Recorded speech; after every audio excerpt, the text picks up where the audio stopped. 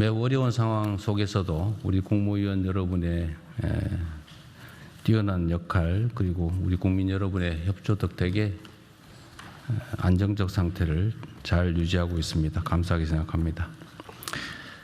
지난달 수출이 최초로 800억 달러를 돌파했습니다. 올해 1분기 수출액도 분기 기준으로는 처음으로 2천억 불을 넘어섰습니다.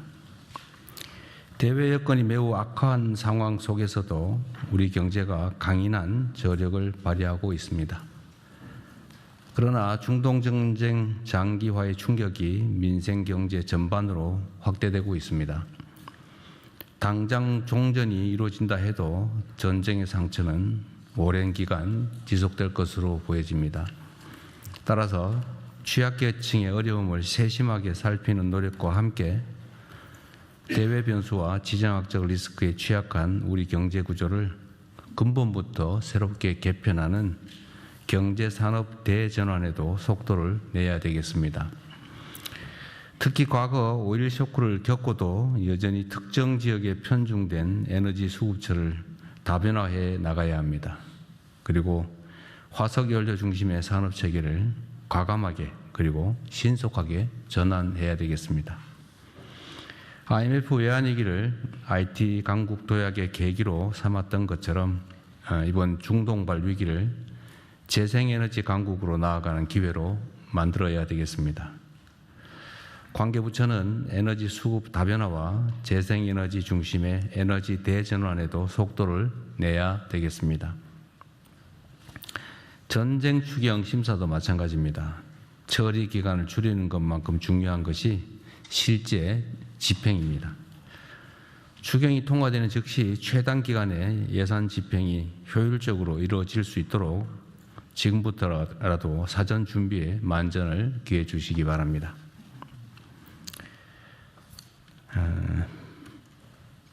이번 정부 들어서 있을 수 없는 민간인 무인기 사건이 발생했습니다. 그리고 거기에 국정원 직원과 현역 군인이 연루됐다는 사실이 수사 결과 확인됐습니다. 대한민국 헌법과 법률은 개인들의 사전행위, 사적으로 북측에 도발하는 행위를 금지하고 있습니다. 국가 전략상 필요에 따라서 그런 일이 생기는 것도 극도로 신중해야 되는데 개인적으로 이런 대북 도발 행위를 했다는 사실이 매우 안타깝습니다. 과연 누구에게 도움이 될 것인지 잘 생각해 봐야 되겠습니다. 이번 사건으로 누구보다 접경지역 주민 여러분들의 우려가 컸을 것입니다. 깊은 위로 말씀을 드립니다. 그리고 비록 우리 정부의 의도는 아니지만 일부의 무책임하고 무모한 행동으로 불필요한 군사적 긴장이 유발된 데 대해서 북측에 유감의 뜻을 표합니다. 관계부처는 유사 사례가 재발하지 않도록 즉각적인 제도 개선과 함께 당장 집행 가능한 조치를 신속하게 취해 주시기 바랍니다. 세계 각지의 분쟁으로 공동의 규칙과 호혜에 기반한 국제 질서가 크게 흔들리고 있습니다. 이런 시기일수록 한반도의 평화와 안정이 무엇보다 중요하고 또 이를 책임져야 할 주체는 바로 우리 자신들임을 명확하게 인지해야 되겠습니다. 냉혹한 국제 질서 변화를 예의주시하면서 한반도 평화를 위해 보다 책임 있는 행동이 필요한 때입니다. 국회가 개헌안을 발의했습니다. 현행 헌법이 만들어진 지 40년 가까이 지나면서 변화된 사회상을 제대로 반영한 개헌 필요성에 모든 국민들이 공감하고 계십니다. 하지만 그간의 개헌 논의는 여러 정치적, 사회적 이견 때문에 계속 좌초되어 왔습니다. 현재 상황에서 모든 사안을 한꺼번에 해결하자는 것은 결국 같은 실패를 반복하자는 것과 다름없습니다. 그렇기 때문에 이미 국민적 공감대가 충분히 이루어진 구체적 사안들부터 부분적이고 단계적으로 개헌을 추진하는 것이 순리일 것입니다. 이번만큼은 가능한 수준이라도 개헌에 물꼬를 틀 수 있도록 초당적인 협조가 필요합니다. 구체적 내용을 보더라도 5.18 민주화 운동이나 또 부마 항쟁을 헌법 전문에 반영하는 것은 여야 간의 이견이 없고 또 제1야당인 국민의힘조차 그간 수차례 명시적으로 헌법 전문에 반영하자고 주장해 왔습니다. 계엄 요건을 강화하는 헌법 개정에 대해서도 이견이 없을 것입니다. 얼마 전에 국민의힘 측에서도 계엄에 대해서 반성의 뜻을 표한 바가 있기 때문에 다시 그러한 국정 문란이 발생하지 않게 하는 것은 역시 이견이 없을 것으로 보여집니다. 지방자치 강화 부분도 역시 마찬가지로 이견이 없고 특별히 이해관계가 충돌할 가능성이 없습니다. 이렇게 명시적으로 모든 정치 세력들이 동의했던 사안들, 이런 사안들에 대해서는 이번 지방선거에 즈음해서 동시에 개헌을 얼마든지 할 수 있을 것으로 보여집니다. 이해타산을 따지지 말고 또 정략적인 판단보다는 국가의 미래와 국민의 삶이 훨씬 더 중요하기 때문에 가능한 합의가 될 수 있도록 설득하고 또 타협하고 토론하기 바랍니다. 덧붙여서 몇 가지 좀 추가로 말씀을 좀 드리도록 하겠습니다. 다주택자 양도세 특혜에 대해서 시한이 5월 9일로 다가오고 있습니다. 아마 지금까지는 5월 9일까지 허가를 완료하고 계약을 해야 된다라고 알려지고 있기 때문에 4월 중순이 되면 더 이상 매각이 불가능하다. 허가 신청 또 허가 승인 절차까지 시간 때문에 불가능하다. 이렇게 판단하는 것 같습니다. 뭐 그렇게 할 필요가 있을까 싶습니다. 5월 9일이라고 하는 시한은 우리가 지키되 5월 9일까지 허가 신청을 한 경우까지는 허용을 하는 게 어떨까 싶습니다. 필요하다면 해석을 명확하게 하든지 아니면 규정을 개정하는 것도 검토해 봐 주시기 바랍니다. 덧붙여서 이런 민원이 많습니다. 다주택자들의 그 주택에 세입자들이 있는 경우는 그 세입자의 임대기간 만료까지는 무주택자가 그 매입할 수 있도록 허가해 주도록 되어 있습니다. 우리가 그렇게 규정을 개정하다 보니까 1주택자들도 나 새 놓고 있는 집 팔고 싶은데 왜 우리는 못 팔게 하냐. 뭐 다주택자한테 왜 혜택을 주고 1주택자에게는 왜 혜택을 안 주냐. 뭐 왜 불이익을 주느냐. 이런 반론들이 많습니다. 당초에는 이게 소위 단기간이나마 갭투기를 허용하는 꼴이 돼서 다주택자에게만 그런 기회를 부여했습니다. 왜냐하면 이게 혹여 수요를 자극하지 않을까 해서 그렇게 했던 것인데 지금 상황은 수요를 자극하기보다는 공급을 늘리는 효과가 훨씬 더 클 것으로 판단이 됩니다. 관계부처는 이 문제에 대해서 과연 어느 쪽에 영향을 미칠지 수요를 늘리는 효과가 더 클지 아니면 공급을 늘리는 효과가 더 클지를 객관적으로 잘 판단하고 특히 1주택자도 세 주고 있는 집 팔겠다는데 왜 못 팔게 하냐라는 항변도 상당히 일리가 있기 때문에 이 점도 고려해서 시행령 개정을 검토해 주기 바랍니다. 다음 국무회의까지는 판단할 수 있게 해 주시면 좋겠습니다. 충분히 논의해 보시고요.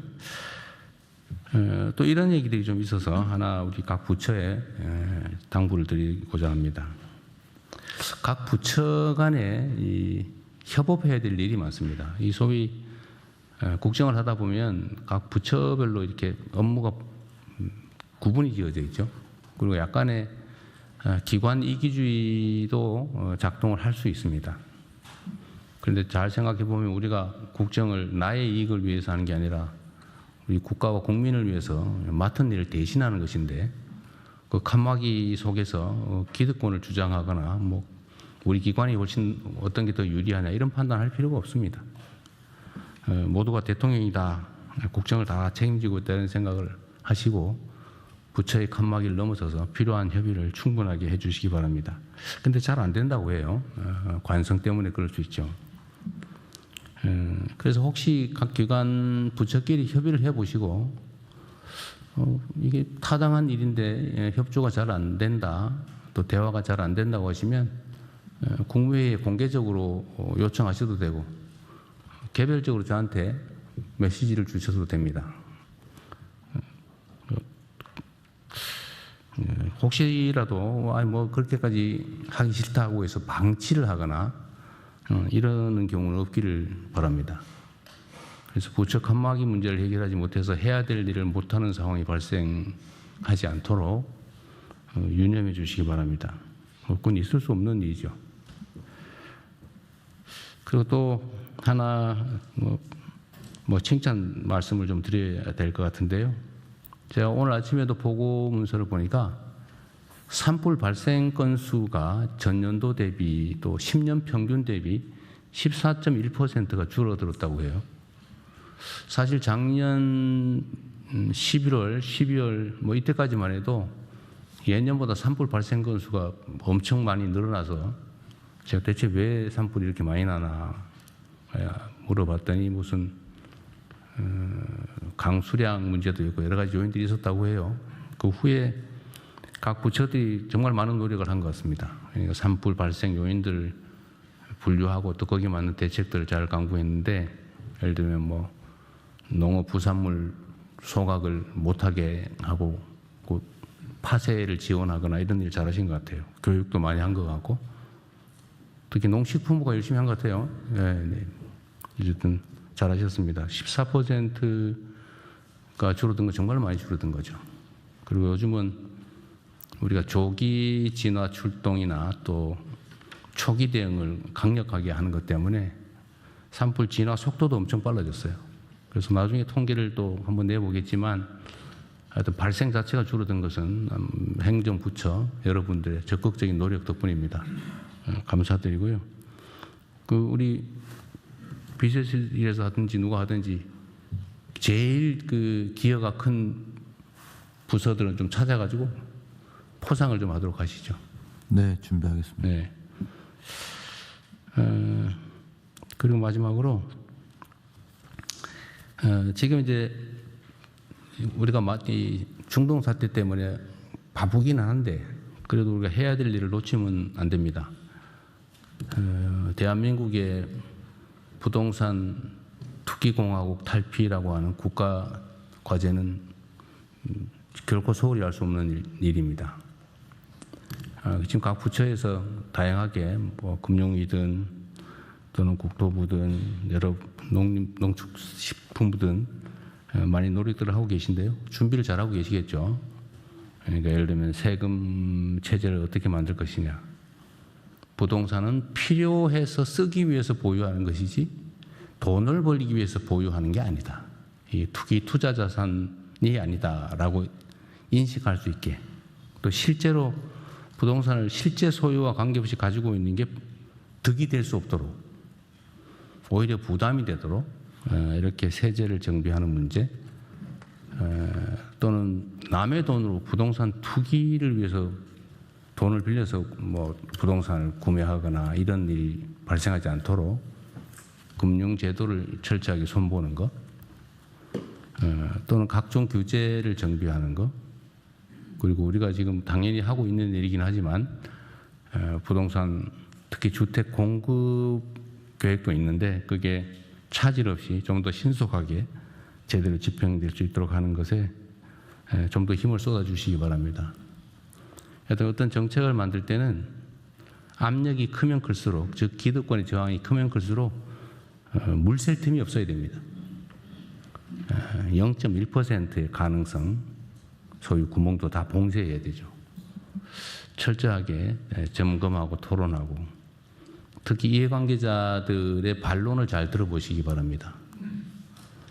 그 전문가들이 있거든요. 구멍 찾기 전문가, 또 구멍 뚫기 전문가, 이런 사람들이 있거든요. 그런 사람들 의견도 좀 들어보시면 구멍을 막는 데 도움이 됩니다.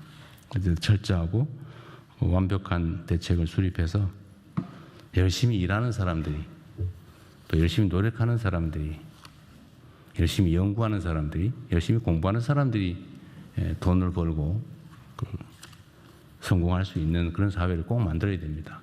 남들 열심히 일하는데 이거 뭐 적당하게 머리 써서 남의 돈으로 규제와 제도를 탈피해서 꼼수로 돈 벌고 이러면 누가 일하고 싶겠어요?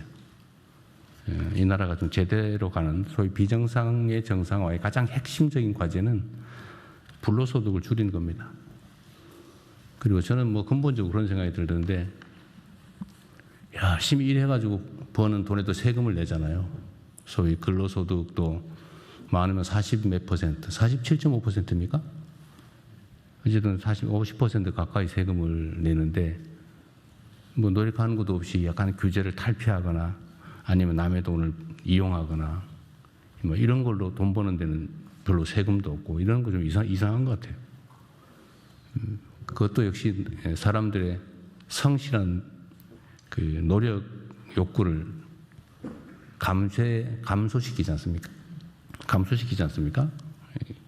또 그런 것도 다 고쳐야죠.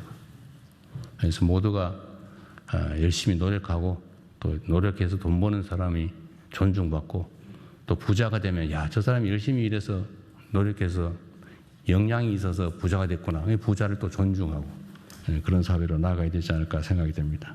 잘 준비해 주시기 바랍니다. 이상입니다.